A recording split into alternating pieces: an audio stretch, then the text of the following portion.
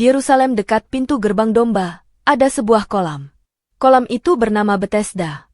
Di situ, ada 5 serambi, dan di serambi-serambi itu berbaring banyak sekali orang sakit. Ada juga orang-orang buta, orang-orang timpang dan orang-orang lumpuh. Mengapa mereka berbaring di serambi itu? Tanya Wailan kepada ibunya, yang sedang menceritakan sebuah kisah dari Alkitab. Ibunya Wailan menjawab, bahwa orang-orang sakit itu sedang menunggu malaikat Tuhan turun menggoncang air kolam Betesda. Dan, ketika air kolam itu bergoncang, kemudian barang siapa di antara orang-orang sakit itu yang lebih dulu masuk ke kolam sesudah goncangan air itu, maka orang tersebut pasti sembuh, apapun juga penyakitnya. Sementara ibunya melanjutkan ceritanya, ternyata si Wailan sudah tertidur. Mungkin karena dia sudah mengantuk. Atau karena asik mendengar cerita dari ibunya, maka Wailan pun akhirnya tertidur. Dalam tidurnya, si Wailan pun bermimpi. Dan dalam mimpinya, Wailan tiba-tiba sudah berada di kolam Betesda. Wailan pun bertemu dengan seorang bapak yang sakit lumpuh. Bapak itu sudah 38 tahun sakit. Beberapa saat kemudian, Wailan melihat Tuhan Yesus datang ke kolam itu. Yesus pun melihat sekelilingnya dan ia bertanya kepada si bapak yang lumpuh tersebut.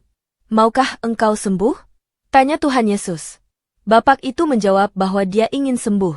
Tapi, sayang sekali, ketika air kolam berguncang, saya tidak bisa berjalan dan turun ke kolam, karena tidak ada yang membantu saya.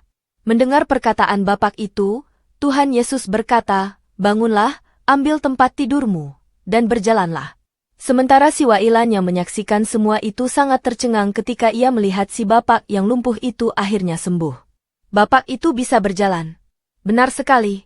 Tuhan Yesus Maha Kuasa. Dia bisa menyembuhkan sakit penyakit. Bagaimana dengan si bapak yang sudah disembuhkan oleh Tuhan Yesus?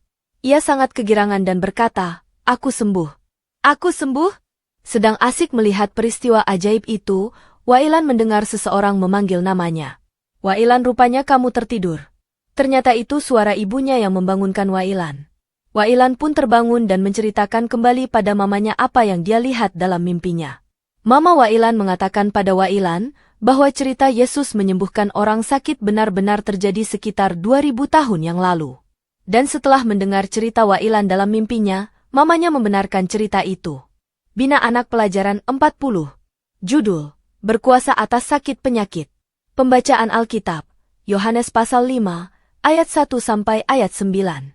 Ayat untuk dihafal, Yeremia pasal 17, ayat 14.